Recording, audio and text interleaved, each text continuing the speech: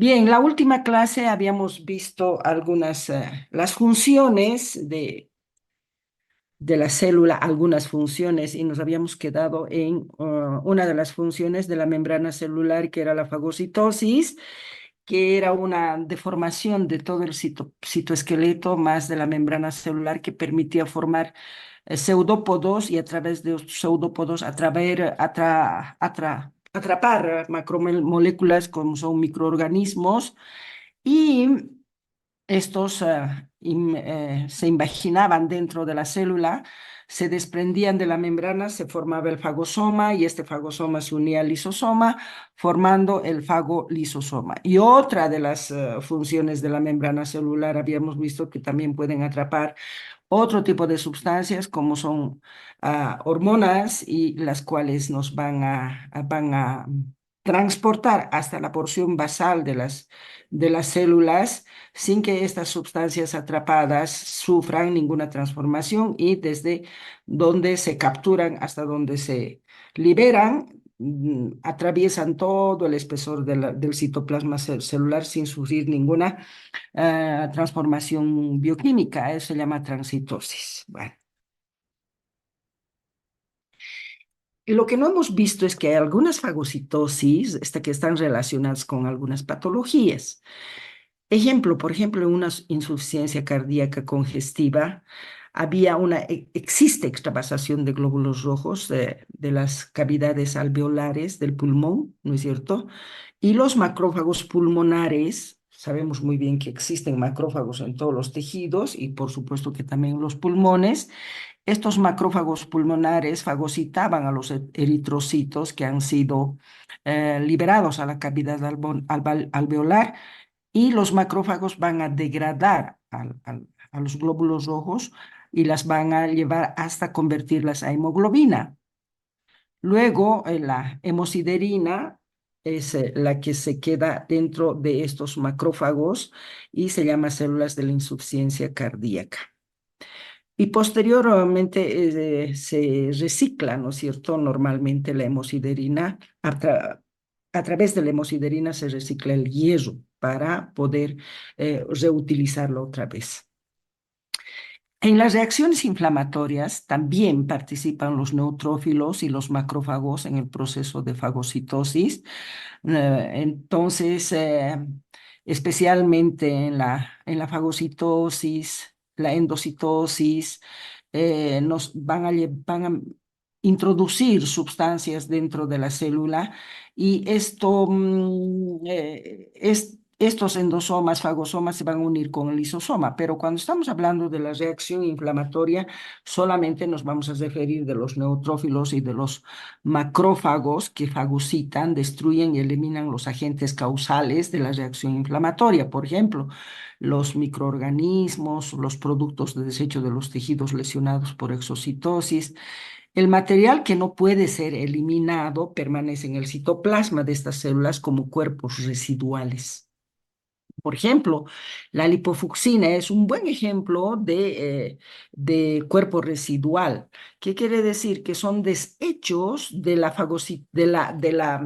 degradación de los productos que han llegado al lisosoma y los lisosomas no han podido degradar completamente a ciertas sustancias y estas se quedan dentro del citoplasma celular como cuerpos residuales. Estos cuerpos residuales, una de esas es la lipofucsina. Yo en mis grupos de práctica preguntaba y les decía, ¿de qué elementos se forma la lipofucsina? ¿De la degradación de qué elementos? Entonces, si ustedes se fijan, cuando se está haciendo la fagocitosis y la endocitosis, son fragmentos de citoplasma que se separan de la membrana celular y todos esos fragmentos, estas vesículas, ¿no es cierto?, de los endosomas y del fagosoma, van a ser degradados en el lisosoma.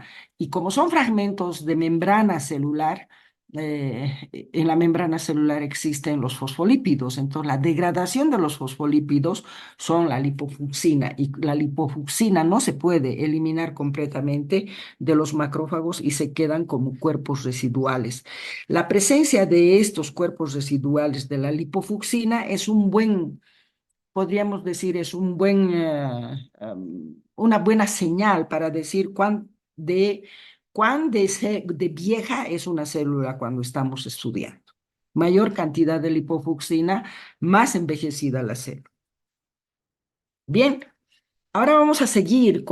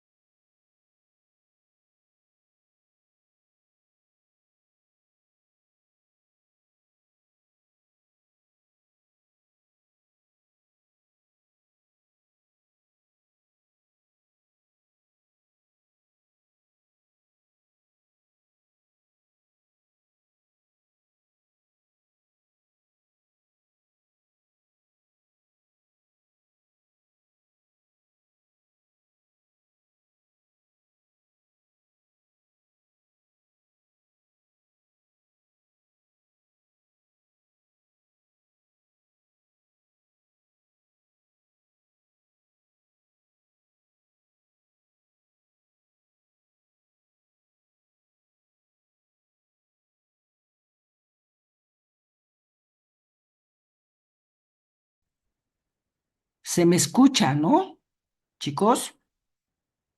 Ahora sí, doctora, se perdió por un momento. Sí, pues ahí no sé qué diablos me dice. Ya, pero usted se escucha, ¿no? Se Aparece. escucha, pero no está proyectando las diapositivas. Ah, la miércoles. ¿Qué ha pasado ahora? No sé qué diablos pasa con este. ¿Y por qué no estoy proyectando las diapositivas si me decía, a ver, un momento. Cuando el anfitrión no depende de mí, entonces ocurren estas cosas, ¿no es cierto?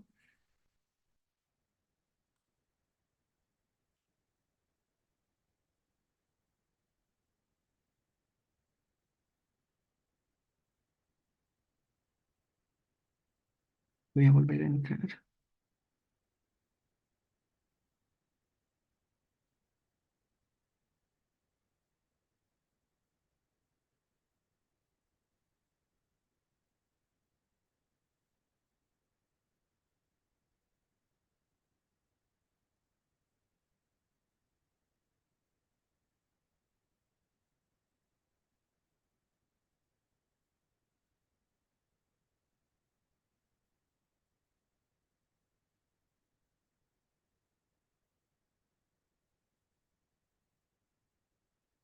Ahora estoy proyectando y se me escucha.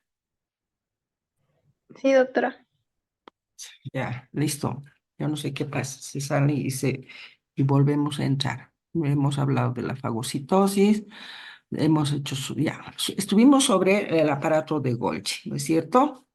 Entonces decíamos que el aparato de Golgi es un organito intracitoplasmático membranoso que va a recibir algunas sustancias formadas por el retículo endoplásmico rugoso, como son las proteínas, y también algunos lípidos que son sintetizados por el retículo endoplásmico liso.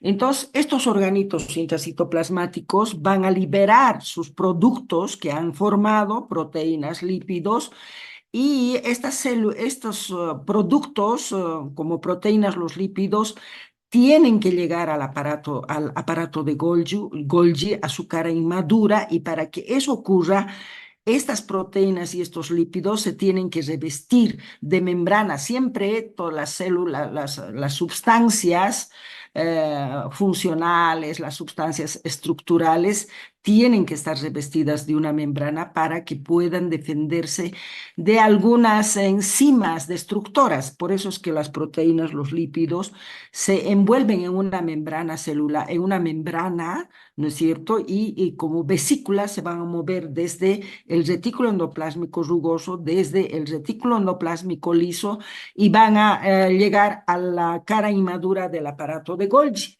Acá van a entrar al aparato de Golgi y en el aparato de Golgi, ¿qué es lo que van a hacer?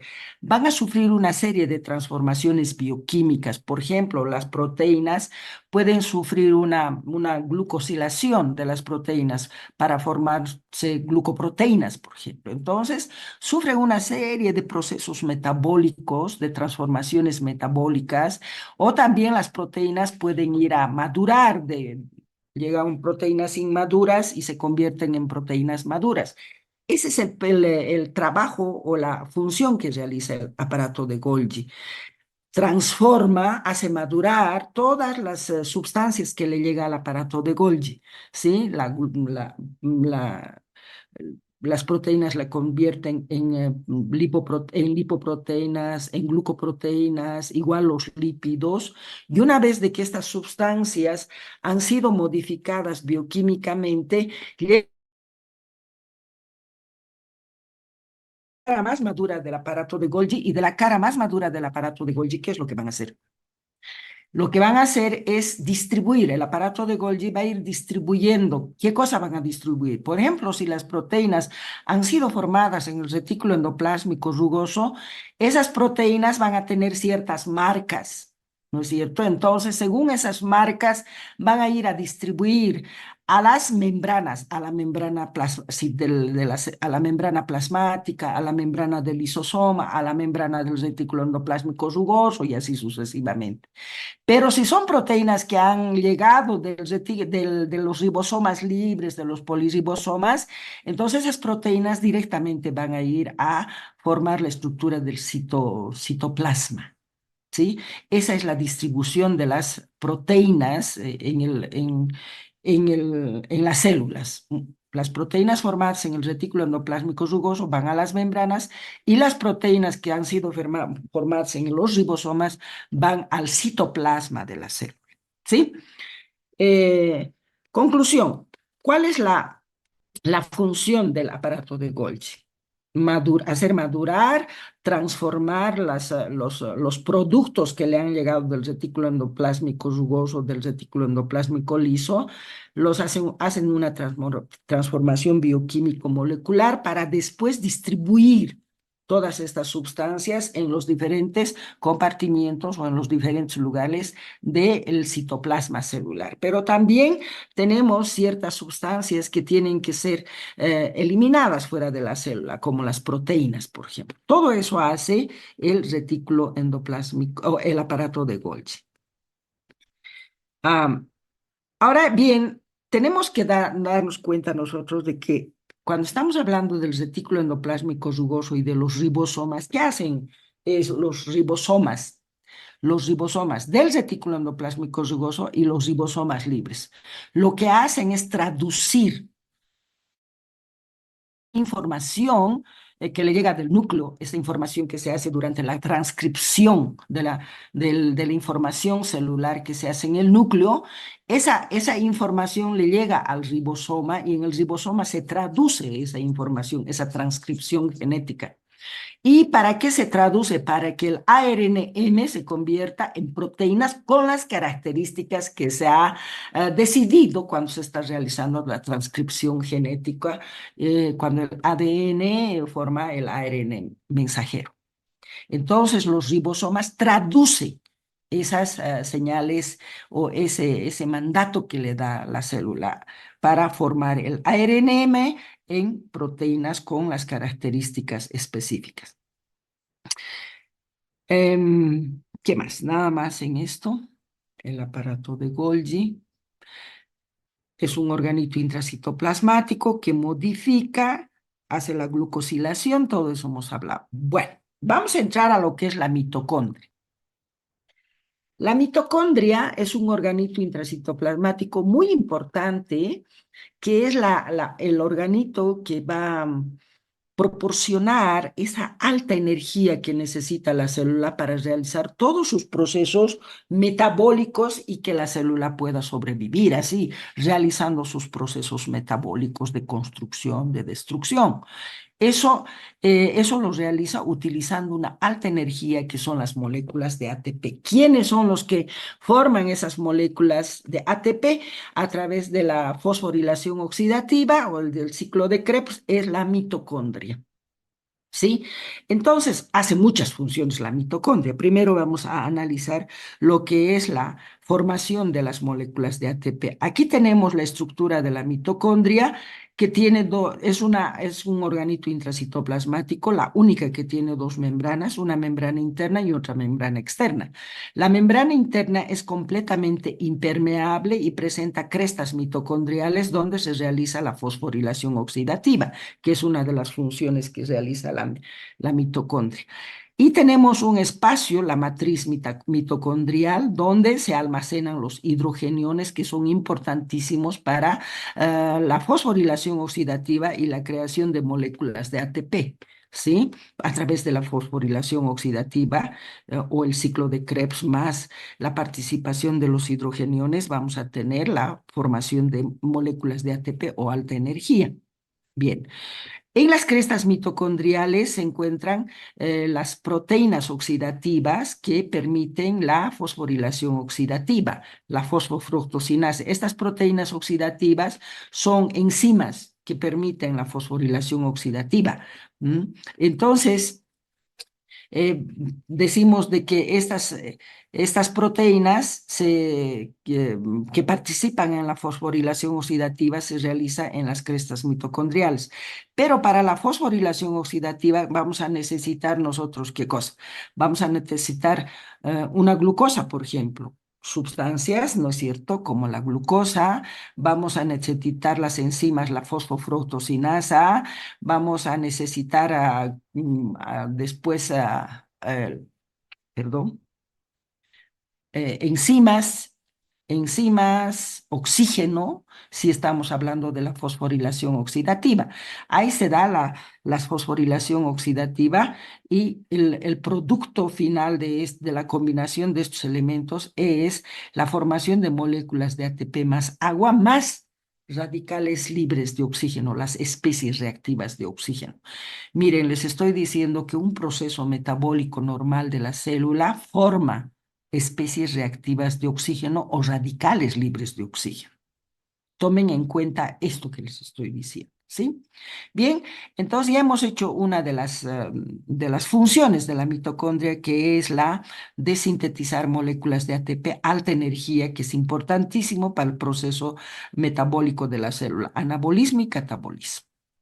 Luego tenemos también la membrana externa, que es la membrana externa, que es semipermeable, tiene poros, que son, estos poros son, cuando no necesita que salgan sustancias, estos poros están completamente cerrados por una proteína llamada porina, y cuando hay necesidad de que se abran estos poros, entonces las porinas se estimulan y dan espacio para que los poros se abran. Pero generalmente, por eso se dice que esta membrana externa es semipermeable, ¿sí?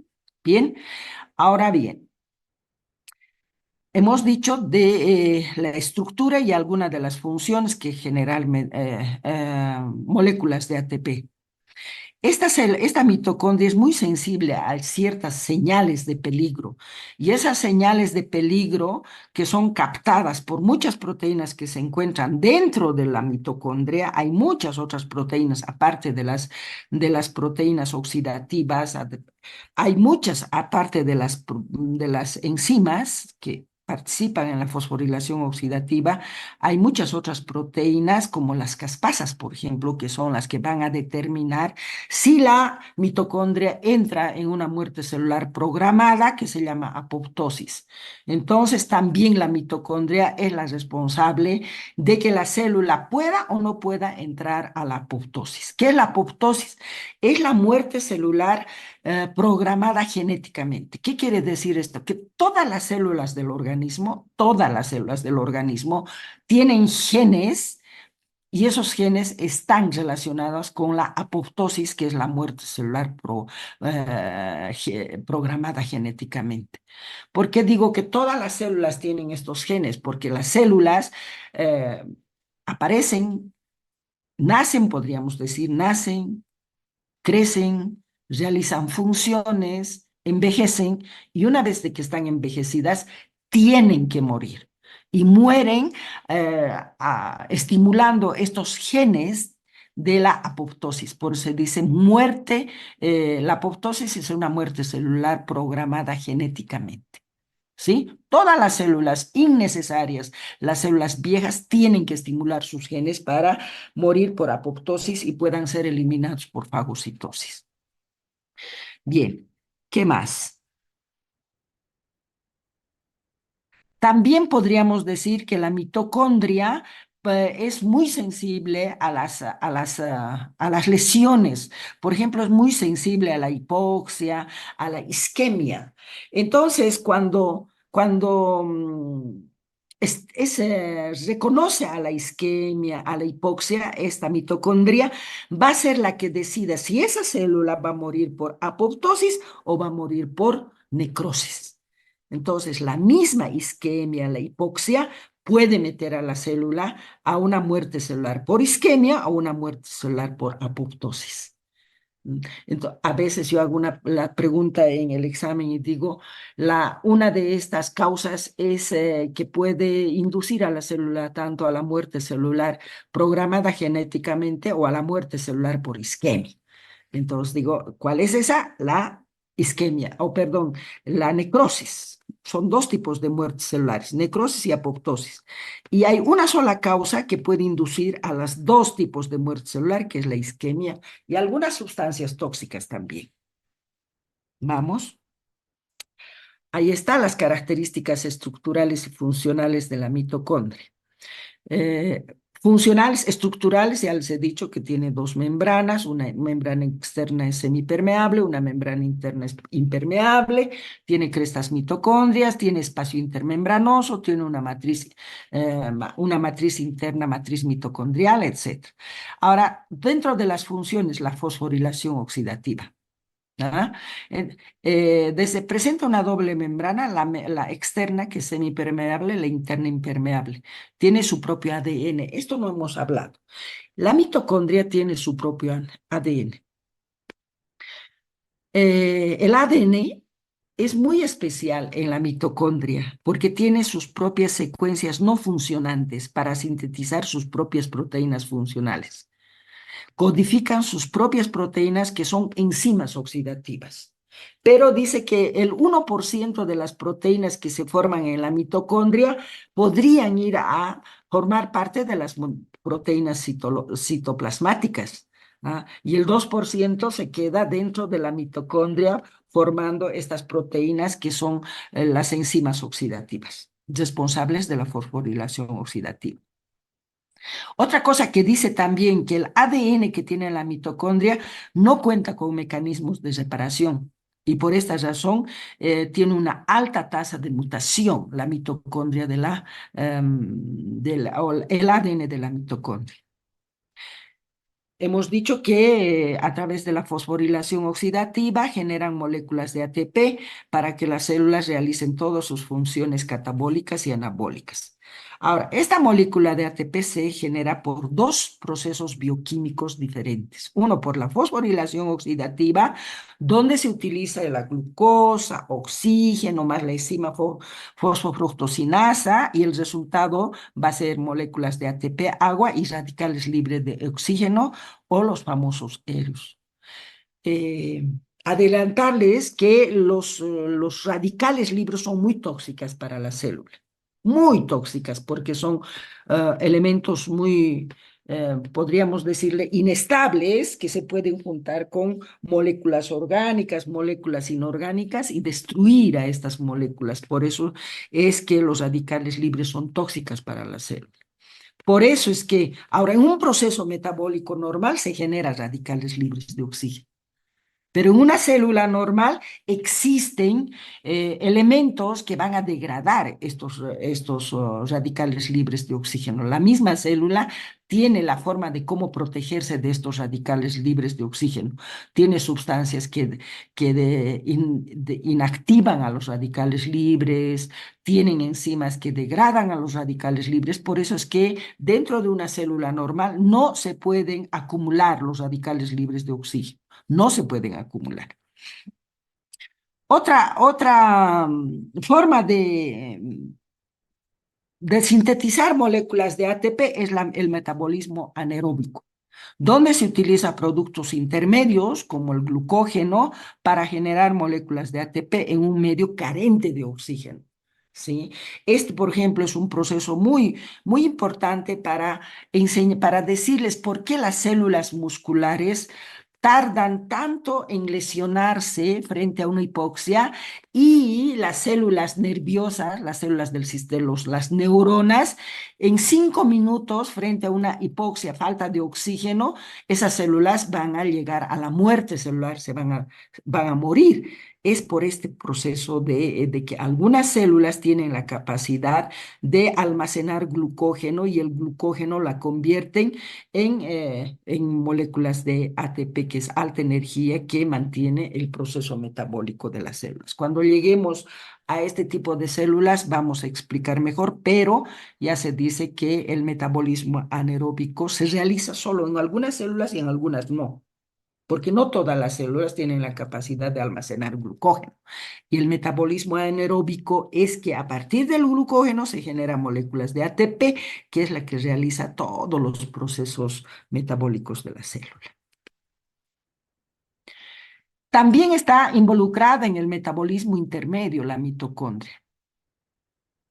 ¿Y por qué? Se dice que no solamente se producen moléculas de ATP por la fosforilación oxidativa, sino que también por la glucólisis anaeróbica o respiración anaeróbica, donde la glucosa se desdobla en dióxido de carbono más agua y moléculas de ATP. ¿Ah? Y esto es para que se sintetice más lípidos, más ácidos nucleicos, más proteínas, que son utilizadas tanto por las células normales, benignas, y las células malignas. No se olviden que cuando entremos a hablar de tumores, vamos a hablar de aquellas células que crecen y que realizan una actividad metabólica un poco más intensa de las células normales. Entonces, para eso se tiene que hablar del metabolismo intermedio, donde el glucógeno se convierte en glucosa y la glucosa en moléculas de ATP. Sí, especialmente las células malignas, aquí dice, las células malignas presentan un crecimiento rápido y descontrolado. Además, son inmortales. Estas células malignas, todas las células del organismo nacen, crecen, envejecen y por apoptosis son eliminados. Pero las células malignas se dice que son inmortales porque no entran en apoptosis. Entonces, son células que necesitan mayor cantidad de moléculas de ATP, y esa cantidad de moléculas de ATP entonces va a utilizar del glucógeno, de la glucosa, ¿no es cierto? Y producir mayor cantidad de ATP. Ese es el efecto Warburg, donde se produce energía principalmente por el proceso de glicólisis anaeróbica, que eso significa que el glucógeno se convierte en glucosa y así sucesivamente la glucosa en moléculas de ATP. Ese es el metabolismo intermedio. Otra función que realiza la mitocondria. eh, Modula y mantiene el crecimiento celular.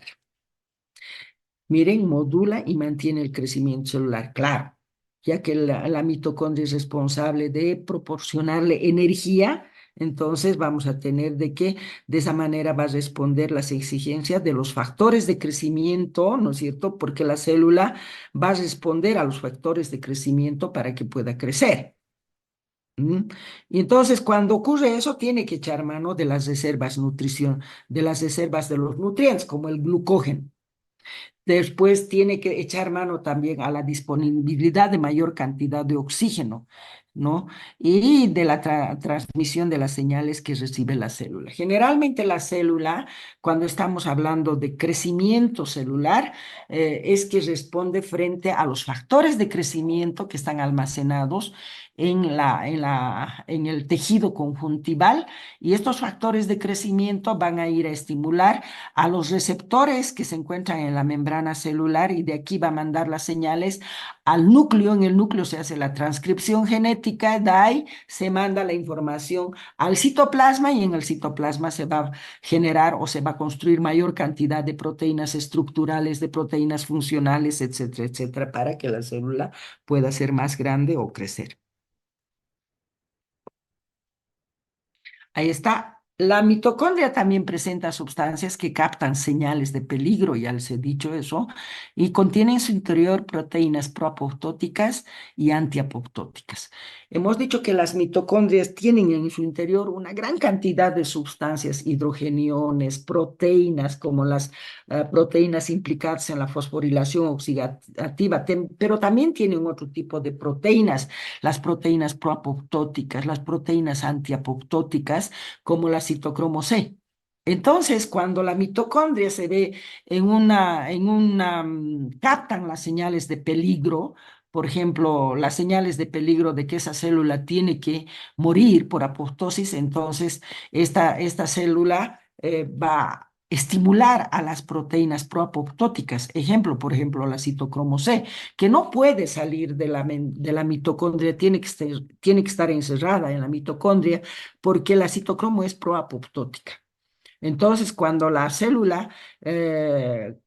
mitocondria capta estas señales de peligro, hace de que la membrana mitocondrial externa se haga más permeable para que salga la citocromo C y de esa manera la citocromo C sale de la mitocondria al citoplasma y se une con otra sustancia, con otra proteína, que es el apoptosoma, para iniciar el proceso de muerte celular programada, que es la apoptosis.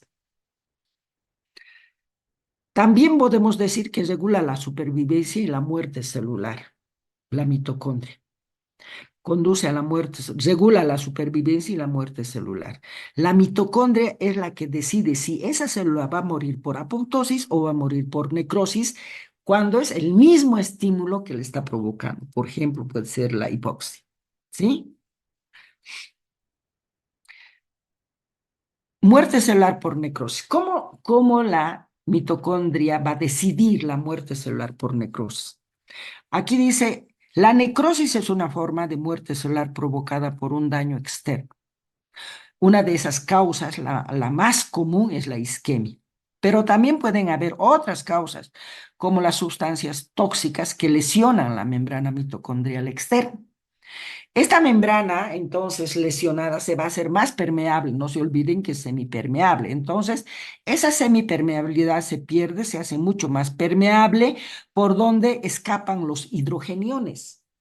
Y si escapan los hidrogeniones, disminuye la cantidad de hidrogeniones para la fosforilación oxidativa y la creación de moléculas de ATP. Al haber disminución de los hidrogeniones, ¿qué vamos a tener? Se va a reducir la síntesis de moléculas de ATP.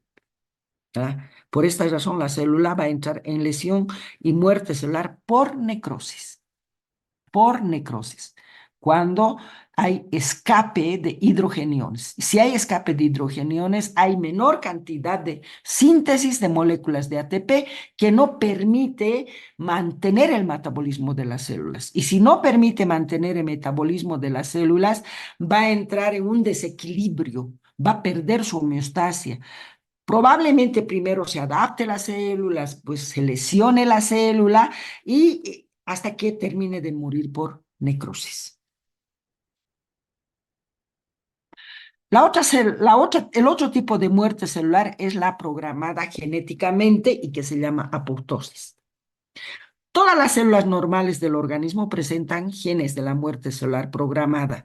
Este tipo de muerte celular se llama apoptosis, por eso se dice muerte celular programada genéticamente. Cuando las células terminan de crecer y envejecen o se lesionan, estimulan los genes de la muerte celular programada genéticamente. Entonces podemos decir de que hay apoptosis fisiológica y apoptosis patológica. Por ejemplo, cuando la célula realiza la función, después termina de realizar su función y envejece. Y tiene que ser eliminada del organismo a través de la fagocitosis. Entonces, esta célula tiene que entrar en apoptosis. Esa es la apoptosis fisiológica. Pero en cambio, si hay una causa patológica, como es la isquemia, entonces en la isquemia, ¿qué va a pasar? Va a haber una alteración de la semipermeabilidad de la membrana externa de la mitocondria que va a permitir el escape de las proteínas proapoptóticas como la citocromo C. Esta proteína proapoptótica no puede abandonar la mitocondria. Cuando abandona la mitocondria, llega al citoplasma, se une al apoptosoma y se desencadena todo lo que es el proceso de apoptosis. En este caso, sería apoptosis patológica. Si las causas son fisiológicas, la apoptosis es fisiológica. Si las causas son patológicas, la apoptosis es patológica. ¿De acuerdo? Mm, La apoptosis se desencadena por dos vías, por la vía extrínseca y la vía intrínseca. La vía extrínseca, como ocurre con los linfocitos T citotóxicos, y la vía intrínseca producida por otras muchas causas. También otra de las funciones de la mitocondria es el secuestro de calcio. Se dice que normalmente en el citoplasma celular tiene que existir una cantidad muy escasa de calcio en el citoplasma de la célula. Hay calcio, pero es muy escasa. Cuando los niveles de calcio en el citoplasma están subiendo más de lo normal, la mitocondria y el retículo endoplásmico liso secuestran calcio, porque no puede subir más de lo normal los niveles de calcio.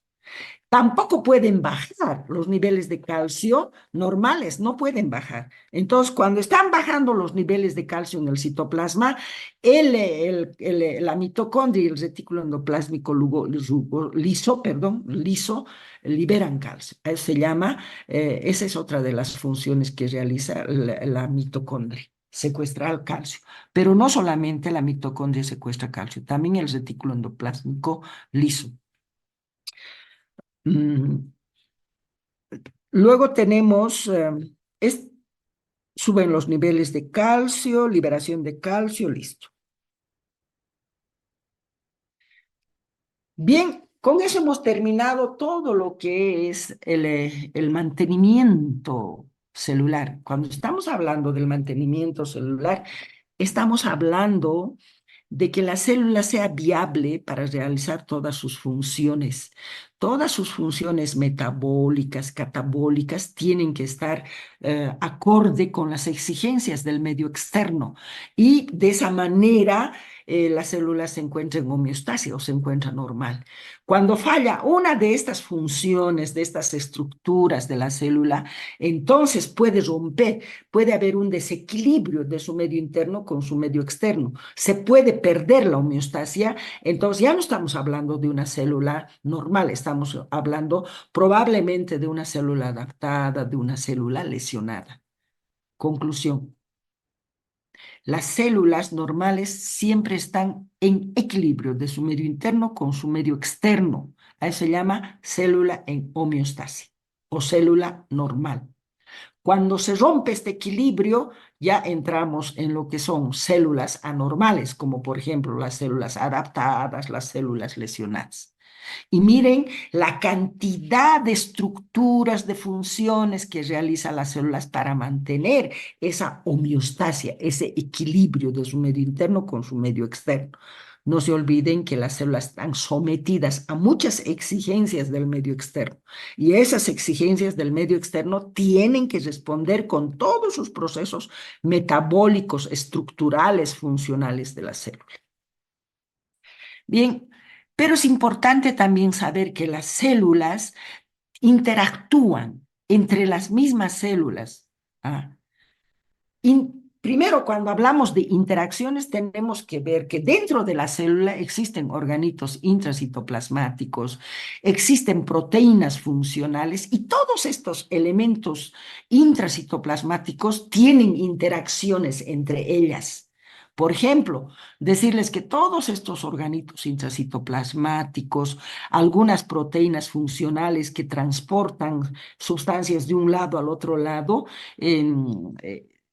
se mantienen a la célula en homeostasia. Entonces, esta interacción entre organitos intracitoplasmáticos también tiene que ser importante para hablar de célula en homeostasia. Pero no solamente los organitos intracitoplasmáticos, las vesículas, tienen interacción entre ellas, ¿m? Sino que también las células interactúan entre célula y célula en un tejido. O la célula interactúa con su matriz extracelular. Ustedes saben muy bien que la matriz extracelular es el lugar donde se asientan las células, donde realizan sus funciones. Cuando lleguemos a matriz extracelular, vamos a ver cómo está constituida esta matriz extracelular o tejido conjuntival, se llama.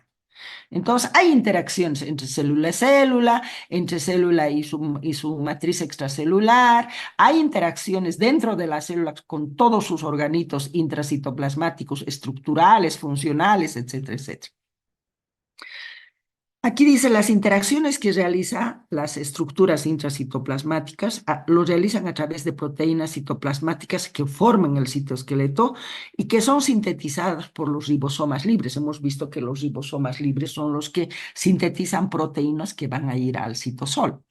Y en el citosol tenemos proteínas estructurales, por ejemplo, aquellas que van a formar el citoesqueleto.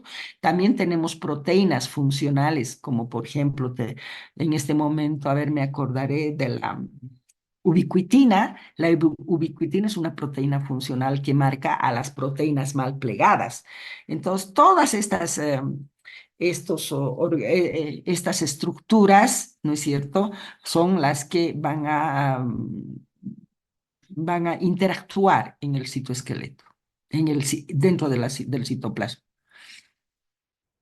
Aquí están los ribosomas libres. El citoesqueleto es responsable de darle forma a las células, dice. Sabemos que los ribosomas libres son las que van a sintetizar proteínas que van a ir al citoplasma de las células. Entonces estamos hablando que los ribosomas libres van a formar proteínas que vayan a formar el citoesqueleto, ¿no? Los ribosomas libres. Ahora, el citoesqueleto, ¿qué es lo que hace en la célula? Le da la forma a la célula, mantiene la polaridad de la célula, permite la relación entre los diferentes organitos intracitoplasmáticos y sirve como andamiaje para que los elementos intracelulares se movilicen. Miren qué importante es el citoesqueleto. Existen tres clases principales de proteínas que forman el citoesqueleto y que están distribuidos en tres grandes grupos. Disculpen que vaya corriendo porque hemos perdido mucho tiempo, no nos han dado permiso para entrar rápido, así es que, y necesito terminar con esto yo. Los microfilamentos de actina es uno de los grupos de las proteínas que forman el citoesqueleto. Los microfilamentos de actina. Estas son proteínas citosólicas, las más abundantes que se encuentran en la célula. Está implicada más que todo en el movimiento celular, le da la forma a las células. Por ejemplo, tenemos en las células musculares, la miosina es una proteína citosólica que interactúa junto con la actina. Entonces, la miosina y la actina se mueven, se acercan, se alejan, pero siempre encima de otro tipo de proteína que no es un microfilamento. Los microfilamentos solamente es la miosina y la actina, ¿sí? Entonces, cuando la actina y la miosina se acercan, se despolimeriza, la despolimeración de la actina y la miosina es cuando los niveles de calcio se elevan en el citoplasma. Esto es lo que provoca la contracción muscular y este es lo que provoca la deformación del citoesqueleto y de la membrana celular para formar pseudópodos en los macrófagos y en los neutrófilos. Para todo esto se utiliza energía ATP, ¿sí? Aquí dicen los macrófagos también utilizan este mecanismo para formar sus pseudópodos y poder fagocitar. Entonces, por qué se forman los pseudópodos en los macrófagos? Porque se deforma tanto el citoesqueleto y la membrana celular. ¿Y por qué se deforma? Porque se libera calcio de los organitos intracitoplasmáticos que han secuestrado el calcio, como es la mitocondria y el retículo endoplásmico liso. Entonces liberan calcio, se elevan los niveles de calcio y se despolimeriza la actina y la miosina y de esa manera vamos a tener una deformación del citoesqueleto y de la membrana celular para hacer los pseudópodos y poder fagocitar. Los filamentos intermedios, que es otro grupo de proteínas que forman el citoesqueleto. Estos filamentos intermedios le dan la especificidad a las células. ¿Qué quiere decir? Que, por ejemplo, las células epiteliales tienen cierto tipo de filamentos intermedios. Esos filamentos intermedios no pueden estar en las células musculares. A eso se refiere. Los filamentos intermedios le dan mucha especificidad a las células. Cada tipo celular presenta filamentos intermedios muy específicos según su función que realiza.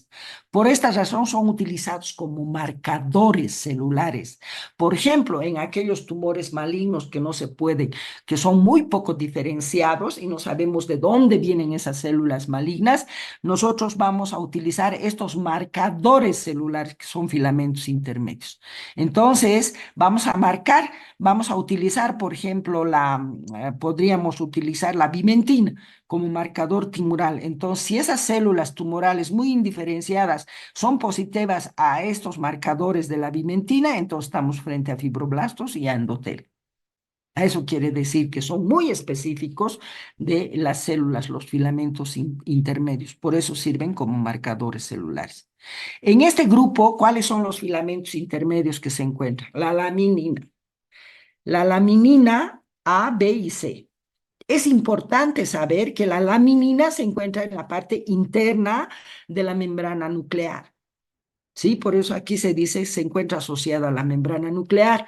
Y como está dentro de la parte interna de la membrana nuclear, se pone en contacto con la cromatina nuclear, donde se encuentran los genes, el ADN. ¿Ah? Todas estas olas mantienen la forma. Entonces, ¿qué hace la laminina? Mantiene la forma de los núcleos. Participa y regula la transcripción nuclear normal, la laminina. La lesión de estas estructuras nucleares están relacionadas con las mutaciones de los genes, que estas mutaciones de los genes, ya les he dicho por qué están relacionadas con las mutaciones de los genes, porque la laminina está en relación directa con la cromatina. Entonces, ahí va a ver si la laminina está alterada, puede haber mutación de los genes y esto está relacionado con la distrofia muscular, la progeria. ¿Qué es la progeria? Es un envejecimiento prematuro de las personas. Por ejemplo, un niño de 7 años podría haber envejecido 70 años. Eso es la progeria. La bimentina, que es un filamento, otro filamento intermedio, se encuentra en las células mesenquimatosas, en los fibroblastos, en el endotelio. Por ejemplo, bimentina no vamos a encontrar en las células musculares, jamás. Solamente vamos a encontrar en los fibroblastos y en las células endoteliales. La desmina se encuentra en gran cantidad en las células musculares, lo que les decía hace rato. La desmina es un filamento intermedio exclusivamente de las células musculares, pero le sirve como andamiaje para que la actina y la miosina se deslicen sobre la desmina. ¿Sí? La citoqueratina forma el citoesqueleto de las células epiteliales. Solo las células epiteliales tienen citoqueratina, no hay ninguna otra célula más. Y existe una variedad de estas proteínas. Entre las que tenemos la citoqueratina tipo 1, que son ácidas, tipo 2, básicas, y las neutras. Estas proteínas están presentes en diferentes células. Son muy específicas y se las emplea como marcadores celulares. ¿Qué hace la citoqueratina en estas células epiteliales? Le confieren resistencia a la tensión. Por eso las células epiteliales no se pueden aplanar ni se pueden jalar. Y los neurofilamentos se encuentran en los axones, en las neuronas y le dan resistencia y rigidez también. La proteína, la proteína ácido glial, que se encuentra en las células gliales que están alrededor de las neuronas. Esto me... Y por último, perdón, tenemos los microtúbulos. Los microtúbulos están formados por las proteínas tubulina, alfa y beta dentro de las células. Los microtúbulos se encuentran dentro de las células. Están formados por la proteína que se llama tubulina y son alfa y beta. ¿Para qué sirven estos microtúbulos? Sirven como cables para el movimiento de las vesículas y moléculas utilizando energía. Entonces, estos microtúbulos sirven para que las vesículas se muevan encima de los microtúbulos, como cables se mueven. Y hay dos tipos de proteínas motoras que utilizan los microtúbulos, las cinesinas y las dineinas. La cinesina es una proteína motora que se mueve sobre los microtúbulos y transportan sustancias de un polo negativo a un polo positivo. Entonces, transporte anterógrado. Las cinesinas. En cambio, las dineinas son lo contrario, transportes retrógrado, de un positivo a un negativo. Estos microtúbulos se asocian para formar los cilios, por ejemplo, en los epitelios bronquiales, o para formar flagelos en los espermatozoides. Vamos a quedar ahí, vamos a dejar interacciones para el día miércoles y espero de que esta clase les sirva para que puedan entender después algunas patologías que nos vamos preparando para entender todas las anormalidades estructurales y funcionales de las células cuando estemos hablando de adaptación celular, de lesión celular, de necrosis, etcétera, etcétera. Gracias, muchachos. Gracias, doctora. Hasta luego. Chao, chao.